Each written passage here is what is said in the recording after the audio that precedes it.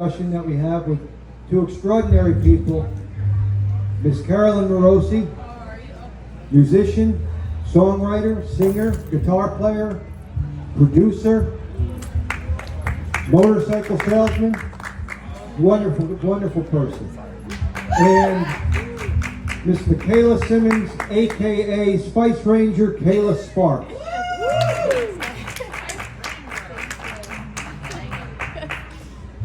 Thank you, Joe. Very nice to be here today. Beautiful day.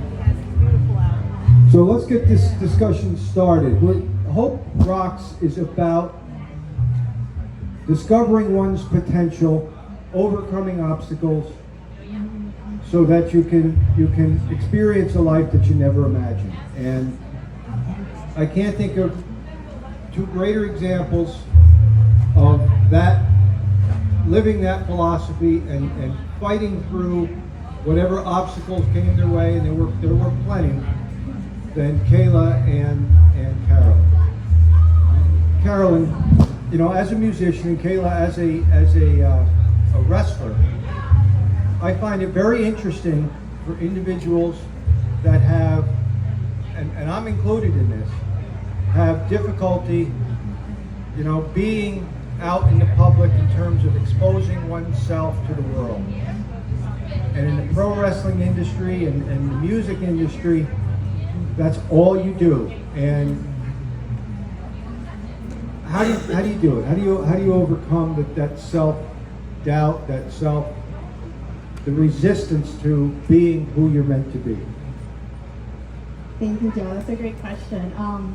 So for me, I was always like usually like a shy person and stuff. So wrestling for me definitely like got myself out there more and like meeting people when you have like the same interests and stuff. So like for me, it was always like in wrestling, it's easy for me because it's such a fun, you know, positive environment. Just like being out there in front of the fans and the crowd and like just being backstage with all the guys and the girls. So like for me, it's like it just comes natural now. Like it's helped me so much to like, you know, step outside my comfort zone and just, you know, enjoy it. How about you, Nice. Carolyn? Yeah, thank you, Joe. Well, for me, I have always wanted to play music and be a rock and roller since I was 9 years old and going to see Kiss at Madison Square Garden. So that was my focus. Now, the first several times I stepped on stage, I was terrified. Which I kind of didn't expect, but I just worked through that because the love of what I was doing was greater than my nervousness. And then as I did it, it just became more and more natural. And currently, as a solo artist, up front, singing my songs and performing them, that was a bigger leap to take than being in a band, because now it's like you're naked up there with your guitar, and people really get to hear every nuance. But again, it's the idea of wanting to bring my message to people that is far outweighs any of the self-doubts. So I literally, mentally, took those self-doubts, stomped on them, and recorded my EP, and then moved on and did live shows, and this is my path. Fantastic. Now, recording your EP, there's not only the personal putting yourself out there, but there's an expense that you have to absorb yourself, and so you have the expense of the recording and the production and all of the things that go along with putting out a product. Where Kayla, you have the expense of making sure that your body is in top shape, can do the things that you need to do to bring the crowd to the ride, get that pop. And tell me about the expense that you have paid in terms of getting you to where you want to be.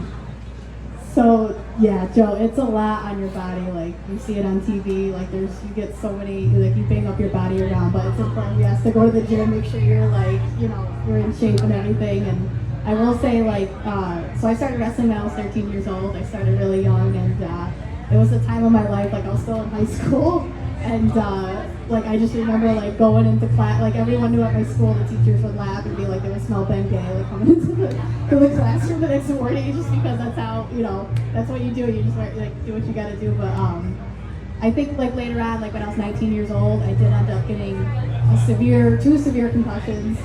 And that's what really got me into my depression, because I couldn't wrestle anymore. And I had to, like, I remember I was still in my gear. My mom was with me. I had to go to the ER. And that was really tough, because, like, I didn't know what to do, because wrestling has always been my life since I was, like, 3 years old. And so, you know, you do get banged up and things can happen, but you always try to, like, protect yourself and the other person in the ring as much as you can. But things happen, so, like, yeah. So that was really tough for me when I went through that. I went through a really, like, deep depression, and I was just like, I don't know, you just get in your head about things, and, like, I had to, like, turn my life around. But I guess I could lead into the fact that, like, so I took a really long break. I took a 14-year hiatus off of wrestling. I came back in summer of 2021. I guess I could lead into that. And, like, so my concussion, like, I still have, like, you know, the side effects, like, you get migraines and stuff like that. But for me, like, I don't, luckily, knock on wood, I don't have the, you know, like, the vertigo, like, where you get really dizzy. Like, I don't get that anymore. So luckily, you know, I'm okay right now. So, and then it's just been a amazing story ever since I came back. So. Fantastic. Excellent. Carolyn, the price. How? Well, that was the biggest challenge, because I had the music and the songs, and I knew what I wanted to do was going to be expensive. So instead of thinking about how expensive it was going to be, I just decided I was going to do it, even though I didn't know how. And so I kind of asked the universe to please provide. How can I do this?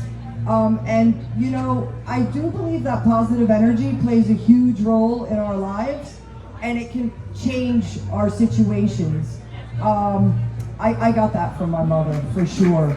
She lived through exceptional challenges, and I watched her smile through it all. So one of the things that happened when I decided I was going to record is I ran into my producer, who I hadn't seen this person, Barb Morrison, in like 20 years. And I knew that they were out there recording and doing exceptionally well with their craft. And when I ran into Barb, I knew that they were the right person to record my EP. I also knew it was going to cost money. So ironically, through my work and during the pandemic, we had an uptick in sales. I know most businesses were suffering, but motorcycles, BMW motorcycles, were selling like crazy. So I was able to make the money I needed to record, and thankfully, my wife, my lovely wife, was on board with it, because, you know, it is a lot of money, and it's our money now. So when I did the first two sessions, and brought back what we had done, my wife literally cried and said, now I know why you wanted Barb to produce you, because Barb brought out the best in what I can do, and it's 100% worth it. So for those just joining us, on the stage we have Kayla Sparks from the WWE and AEW, known as Spice Ranger, and Carolyn Marosy, a Hope Rocks regular artist, performer, guitar player, singer, songwriter, producer, and we're here to talk about obstacles. Now, you didn't get to today in a straight line. There was point B, C, D, E, F, and you can go on and on. Tell us about some of the obstacles you had to overcome. Now, Kayla, you talked a little bit about the concussion situation, but what are some of the other things that said, no, you can't do this? If you mind sharing with us. Yeah, absolutely. So for me, it's really hard for me to like put myself out there and be vulnerable, but this is really great. Like I really appreciate this show, like the opportunity to like share stories, and because I think it's important, like mental health and everything is so important, especially now. And so like for me, you know, like growing up,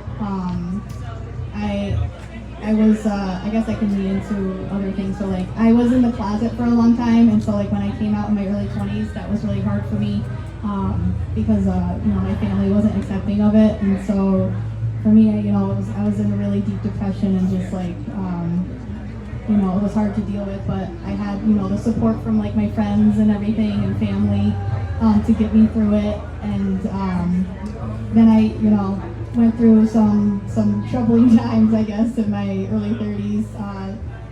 You know, personal stuff, like I was in a relationship that didn't work out. I was planning a wedding and stuff like that. So I said, what's the one thing that always made me happy? And it was pro wrestling. I always was a pro wrestling fan. I never stopped watching it. So like for me, it was during that COVID time. So like that was tough for everybody. Like the world was pretty much like ending, and like so everyone had a lot of time to think about like what's really important to me, like what am I passionate about, what makes me happy. And so it was always wrestling. So like for me, that summer of 2021, I said, you know what, life is short, let me get back into it. What have I got to lose? So I went back to wrestling training. You know, they always say it's like riding a bike. So like 14 years later, I was able to get in the ring. And I just felt at home, and I had that support system, which was really important to me. So, and I just, you know, went from there, and then like so many amazing opportunities have come my way. I'm just so like grateful and thankful for it, like where I am today. But like you said, you don't get straight to the, you know, it takes like from point A to point B to point C. So for me, I think it's important, like Carolyn, you touched a little bit about it, like putting yourself out there, your brand, like social media is so important because you can, I'm on the live now, so everybody watching this, hey. Thanks for watching, you guys. So it's so important, like just like, you know, because there's so many people in this world that it's so important, like when you share your story, when you share the struggles that you go through, there's other people out there that would love to hear it and just like feel like they're not alone.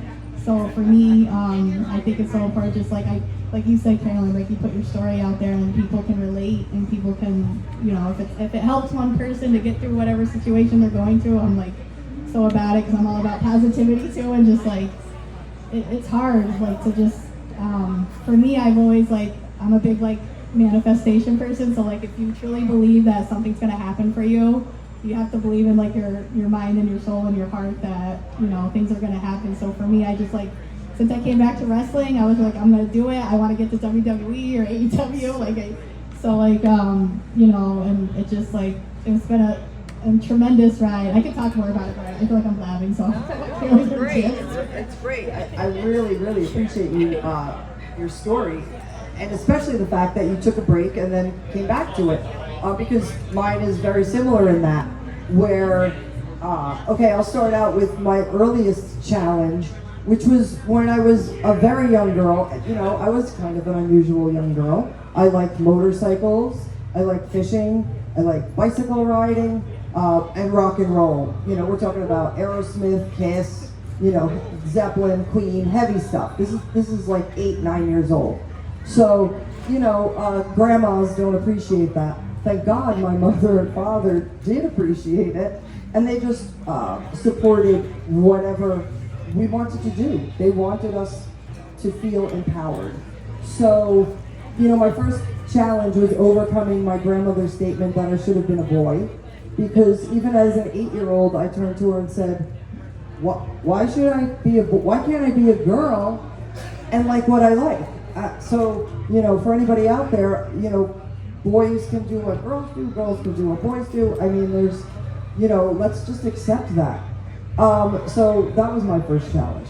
My next challenge was, I guess, really, you know, again, wanting to present music. You know, I wanted to be the Bruce Springsteen of the band. But when I was in 8th grade, the nun told me I couldn't sing. So guess what? I didn't sing for another 20 years. So that's a setback for a musician who wants to be like a Bruce Springsteen. So most of the bands I played with, I was always the side guitar player. And, you know, that was wonderful because I just loved playing. But it wasn't enough. So I did form a band when I was 28, Raw. I had that for a couple of years, but then I went back to side guitar. So now, after a break of playing with other bands for 20 years, I'm back with the fierceness that I've always wanted to have. But along the way, Joe, when I was 11, my father died of a massive heart attack. So that was a very quick lesson in how fragile life is and how quickly things can change immensely. So while we were grappling with that, my mother and my sister and brother and I, when I was 17, my mother got lung cancer. And, as much as I prayed for her to get better, it just, that was not in the cards. So unfortunately, she passed away when I was 18. So that really threw me into a depression that I wasn't aware of, to be honest with you, and a very self-destructive way to deal with the grief, which clearly isn't healthy, but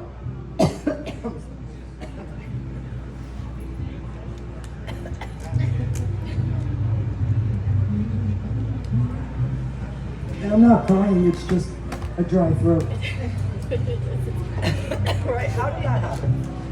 But so that went on for, and I was still fully functional. I graduated from college, I had a full-time job, I was playing my music. And on the outside, I don't think anybody really saw that. Maybe they thought I was a little crazy, but now looking back, I realize it was more than that. And so now my music reflects that journey of healing, that journey of resilience and aloneness and making connections, because it's all about connections. And I have those connections with people. And so there did become a point where I actually had a dream that Keith Moon from The Who came to me and told me he had a message from my mother, and it said he said that I had to start living. And I woke up and I literally felt like I met him, and I remembered that message, and I took it to heart, and then I really did start living. And it took time, healing takes time, but a lifetime. And so here I am now.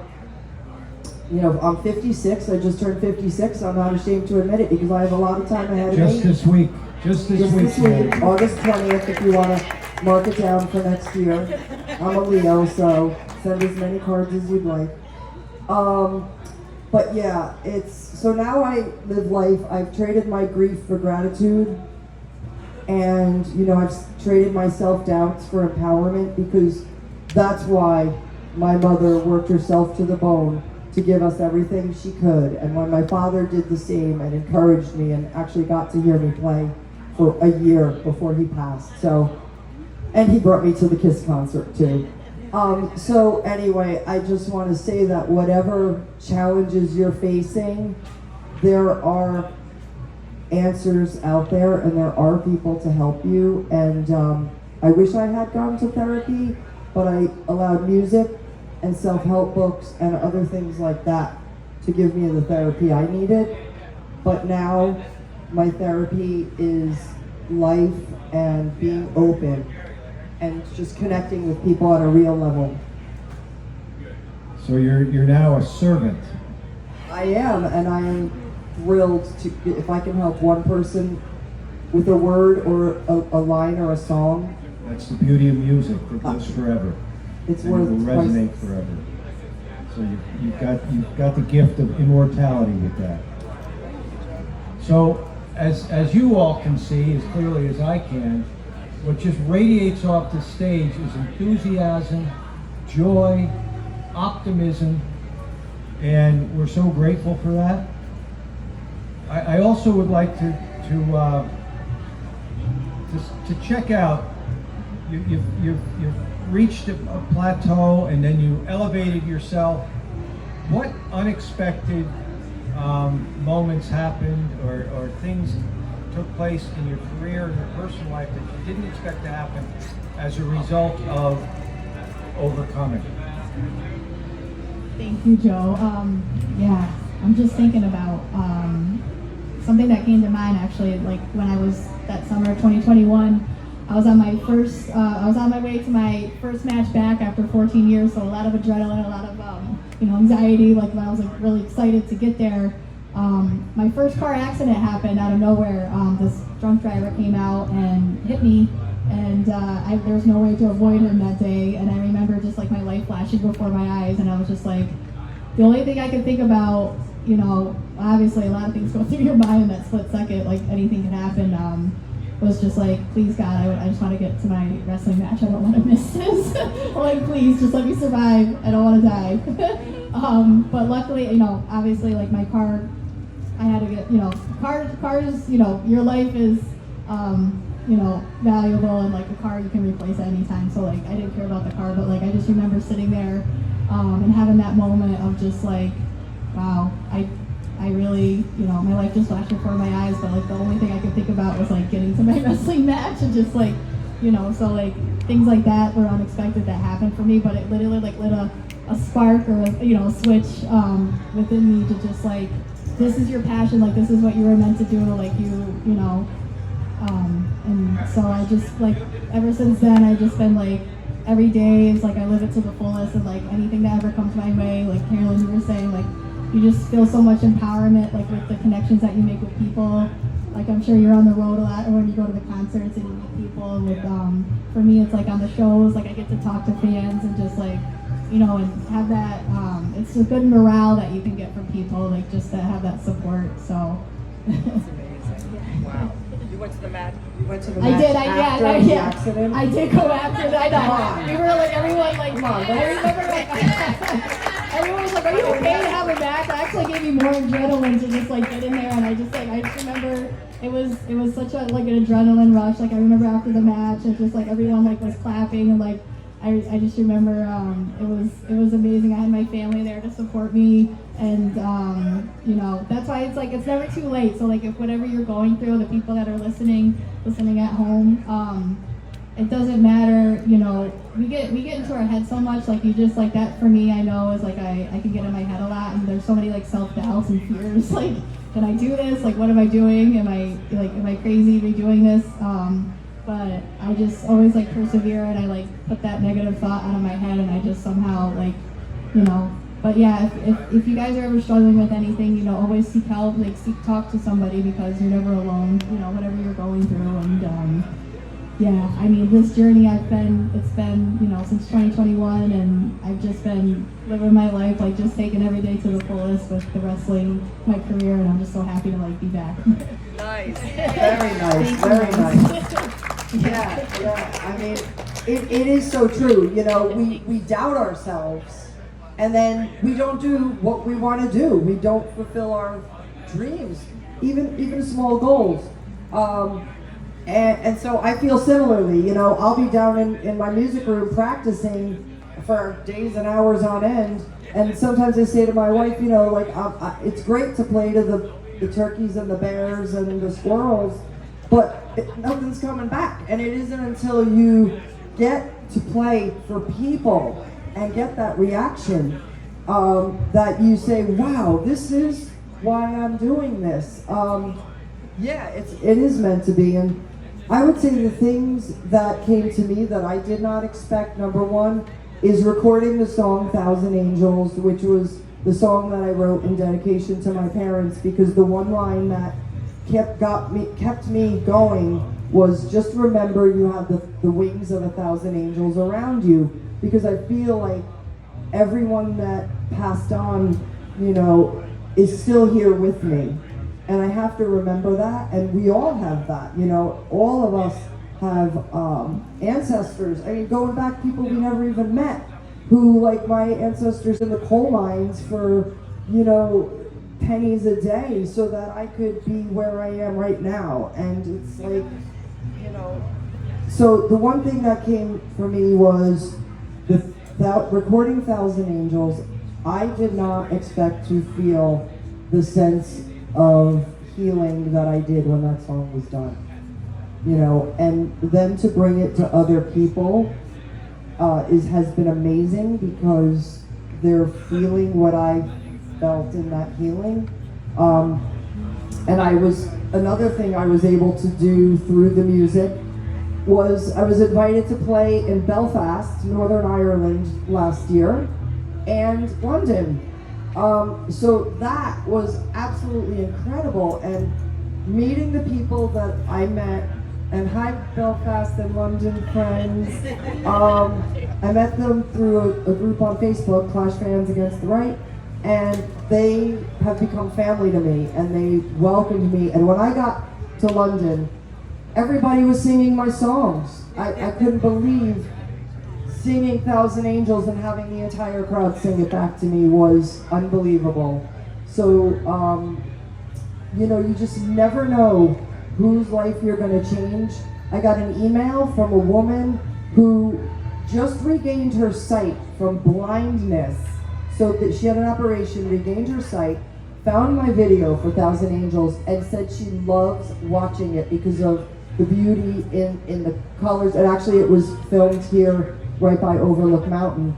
So, you know, she said watching that video over and over since she's regained her sight has meant so much to her. And it's like, whoever expected that, you know? And so this is what I would like to bring to people, that joy, that's the simple joys in life, you know, that maybe we miss because there's so much going on. Yeah. I can means it's impossible. I mean, I can't means it's impossible. I can mean it's possible. And there's a world of difference between the two. It's just not going to happen. Darkness, or there's a glimmer of light. And you two have demonstrated the power of I can. So Kayla, I'd like you to share with us. Carolyn shared a little bit about her experience in Ireland and having people recognize her and her music and sing back her creation. When you first were hired on with the WWE and you got in that dressing room for the first time and were able to see some of the people that you idolized growing up, bring us back to that moment and what your feelings were then and what was going on in your mind and heart. It was such a dream come true to finally, like, because that was my dream to, like, always make it to WWE since I was 3 years old. So that was just amazing for me to, like, go from, like, never thinking I could wrestle again to all these amazing opportunities. And I'm such a go-getter, so, like, for me, like, I just always, like, wanted to get to WWE, so I was just, like, steadfast on, like, getting there. But it's not easy, so, like, for me, I just, like, you know, the more you wrestle, the more shows you go, the more, like, you know, you get yourself out there. And I just reached out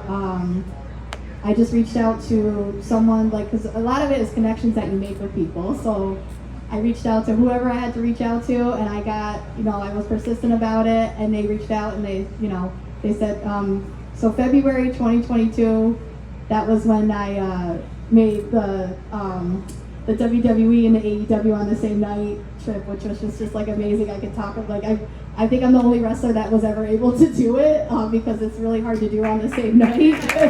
But thank you. It was just one of those, like, I'm such a go-getter. So, like, I remember it was SmackDown was on Friday. They had me in the spot where I was in the crowd. It was like a kiss cam segment or something, but still it was something, like, on TV. So, like, people saw my face on there. That was on Friday, and then AEW Rampage filmed later on that night, and I had a match with Serena Deeb. And so people were like, wait, how is she in two places at the same time? Like, that's crazy. Like, people were saying, like, I don't know if any of you guys are wrestling fans or there are people watching at home, but they're like, Rick Rude back in the day did that for Monday Night Raw and Nitro. No one has ever since, like, been able to, like, accomplish that. So, like, for me, that was just, like, one of the things that was just, like, amazing. And, like, being in the locker room backstage was just, like, surreal. It still is surreal for me every time they invite me back. It's just, like, people that, like, I grew up watching, like, that are backstage with me, and it's just, like, amazing. Like, it's I never say never to, like, anyone that's, like, listening right now, that, you know, you can go through all, like, any horrible experience in your life and you can make something out of it. It's just, like, it depends on, like, how you like you said, you either can or you can't. If you have that in your head that you can, then you're gonna be able to do it. So yeah, and then I can mention too also like September 2021, AEW. That was my first time ever being in front of 20,000 people at the Arthur Ashe Stadium. So that was huge for me. I was used to wrestling in front of like 20 people at a VFW or a bingo hall. You know what I mean? So like for that, it was like I just remember like having that like slow motion on my way to the ring. I just remember it vividly, and like the curtain opened, and I remember Dustin Rhodes was there. And he was my agent for the match, and he's amazing, like Goldust, if you guys watch wrestling, or he's just an amazing person. He was just so supportive to me. I remember he took me aside and he's like, "Are you nervous?" I'm like, "Yes." He's like, "Are you scared?" "Yes." He's like, "Good." He's like, "You're gonna do amazing out there." I was just like, so that like kind of like calmed me down before I head out. And Thunder Rosa, she's an amazing person. She's a wrestler for AEW, and she found me from social media, like we were just talking about. So like I'm so thankful for her because she brought me in, and I was the only we were the first match that night for the AEW show, and in front of 20,000 people. So it was just surreal. I just remember getting chills, and just me and her had that match, and like ever since then it's just been amazing, like opportunities one after the other with WWE and AEW. Like 2 years ago I was on Monday Night Raw. That was like that's like everyone's dream, is to get to like finally get that opportunity. And with Bianca Belair and Asuka and Alexa Bliss, it was a 3-way match, and that was just amazing. I remember after the match, I went through the curtain.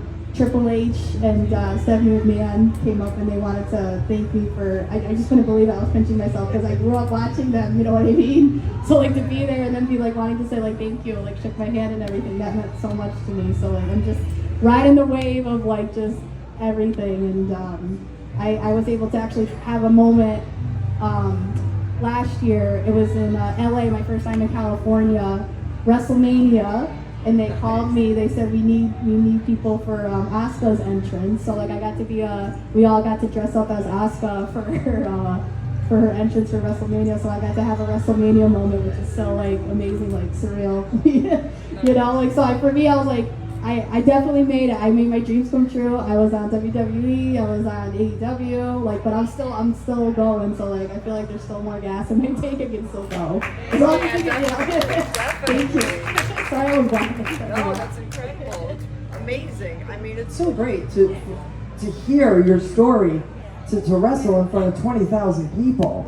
I mean, listen, when we were youngins, you know, wrestling was becoming a huge thing. Captain Lou Albano, Hulk Hogan, you know, Andre the Giant, those were our days. You know, so to see it, you know, flourish the way it has, and to see you rise to the top, that's incredible. It's incredible. Congratulations. It's so nice. And my first band was called Raw, by the way. Oh my God, wow. There you go, small world. Everything's meant to be. So, tremendous story, and thank you for sharing that journey. Both of you have had the opportunity to meet idols of yours side by side. Carolyn, two of my favorite people, never met them, but Carolyn's met them, and she made it happen. She met Pete Townsend, and she met Roger Daltrey. And Kayla not only got to meet Mickie James, she got to work with Mickie James in a great play called The Last Match. And here's a plug for anybody that's a theater goer.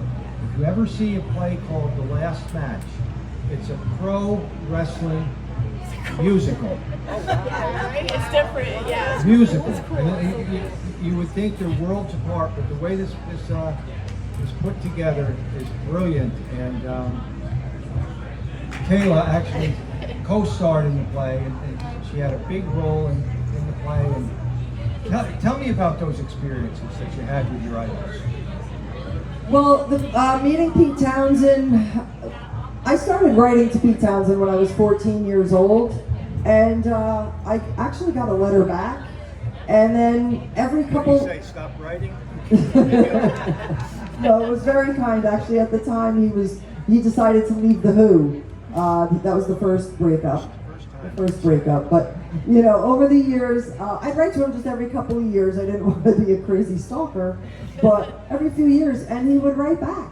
And so the first time I met him was in 1989, and I was driving to Radio City Music Hall where they were doing their the press conference for their final tour, whatever, the second final tour.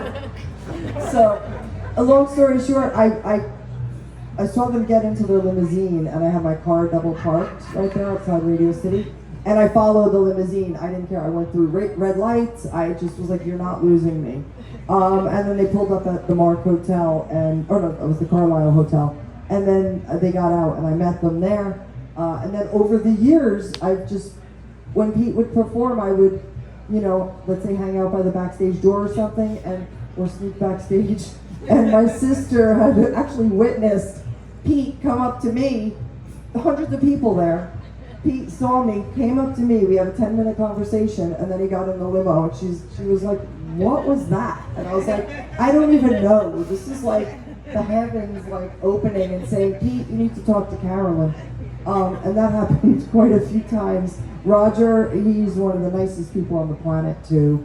And you know, it really is wonderful when you meet your idols and they are so grateful for everything you bring to them, and they're hearing about what, you know, they've done for your life and so forth. It's a two-way street, really. And that's how I feel as an artist. It is a two-way street. Because especially we learned this during the pandemic.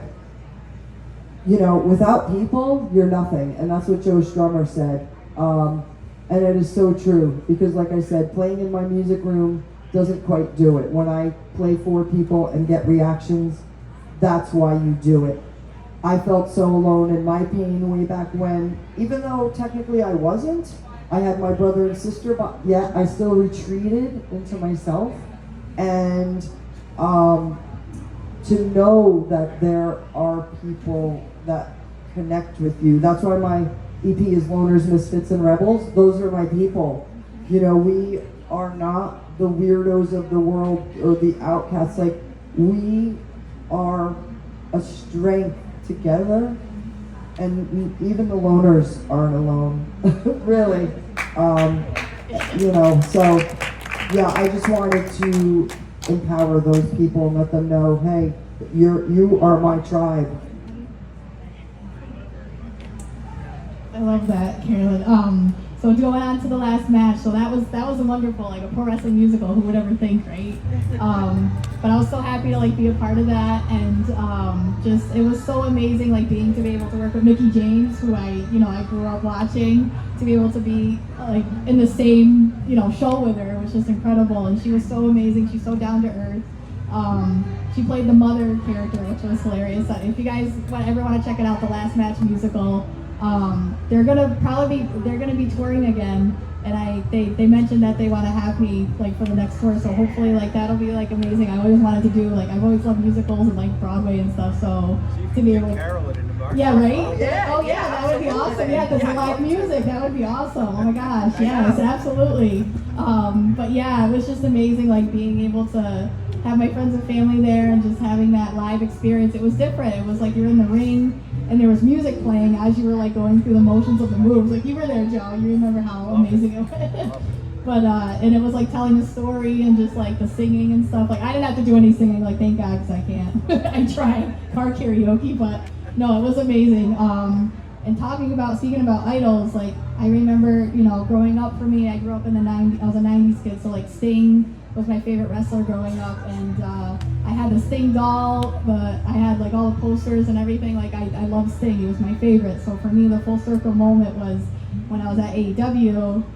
Sting came back, like he was still wrestling. He just retired recently, but he was still wrestling, and I was able to have that moment with him and tell him like how important he was to me, like growing up, and how he inspired me. And we took a picture backstage, and that one for me, that was just like that moment of, wow, I get to wrestle in the same ring that my idol growing up Sting. Like that was just like super surreal for me.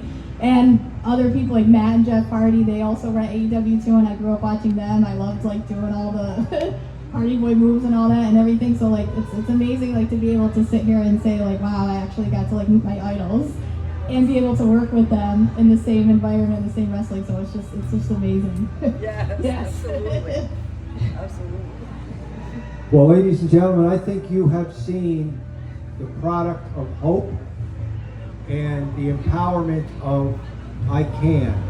And again, I want to thank Carolyn and Kayla for taking time and being part of this Hope Rocks experience. And I invite each of you, Carolyn's got a table right here. I'm sure she's willing to sign autographs, take pictures, and she's got merch available. And Kayla has her table right over there, down the way just a little bit, and she's got some great 8x10 photos that she'd be happy to sign, and merchandise as well. So be sure to stop by, check them out, and say thank you for their courage and for their vision and their determination and their willingness to share themselves with us. Thank you. Thank you so much. So thank you guys so much. Thank you. Appreciate it. Thank you. Thank you everyone for listening. Joe, I just wanted to sincerely thank you for putting this festival together.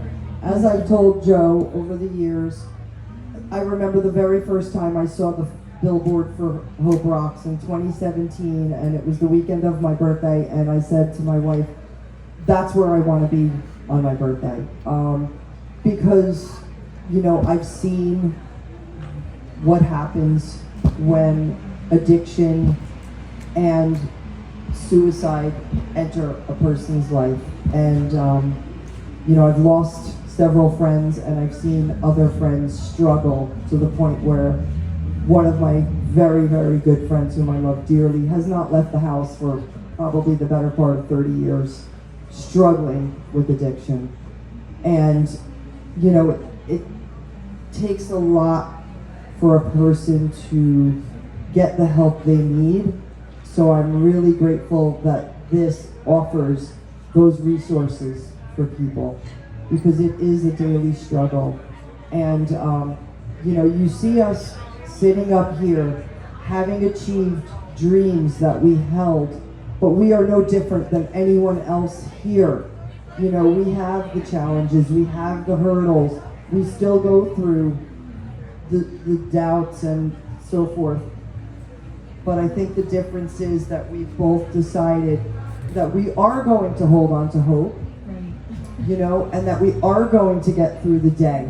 Because tomorrow actually is another day, and it can be better. And I've seen that. I've had the worst days, and maybe sometimes I'll just say, I'm going to bed because tomorrow's going to be better. And you know what? It is better the next day.